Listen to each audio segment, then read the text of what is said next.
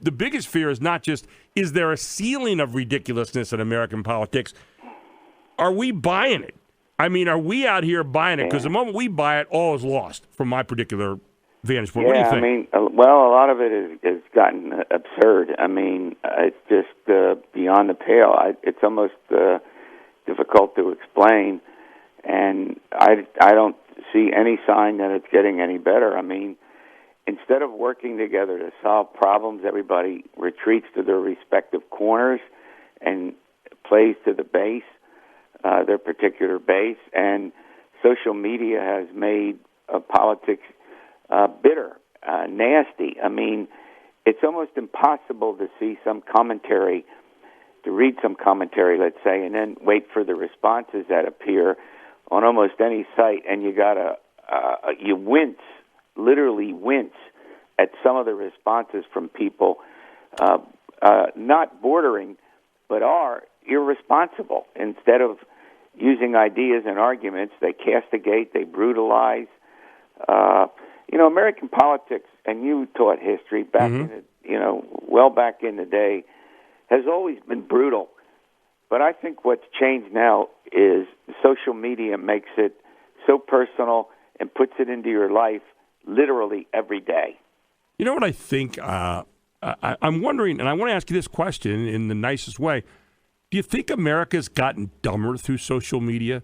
In other words, what we buy now in terms of fact, what we buy now, it's not fact, it's my facts.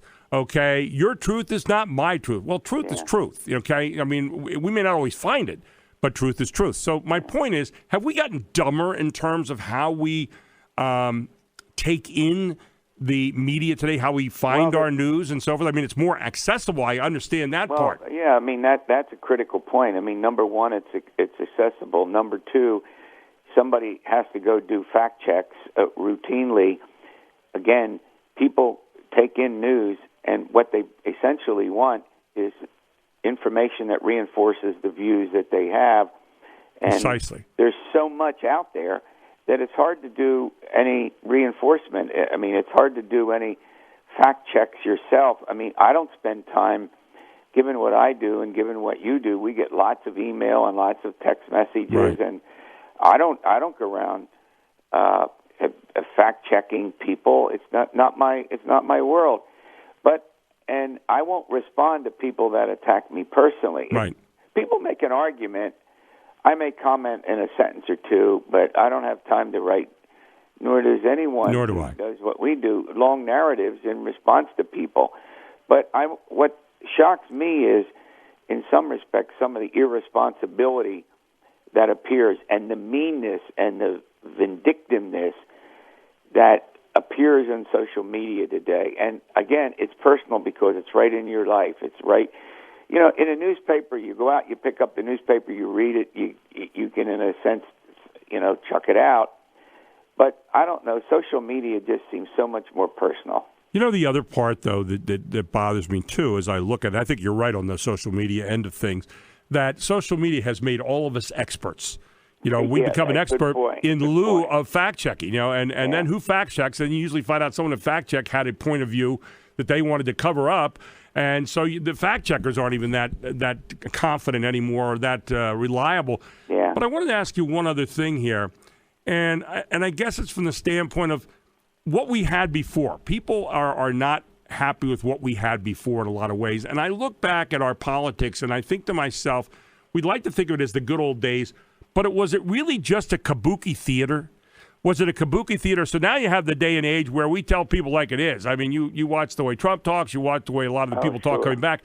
Was that all just a kabuki theater covering this up? How do you like that question? Well, yeah.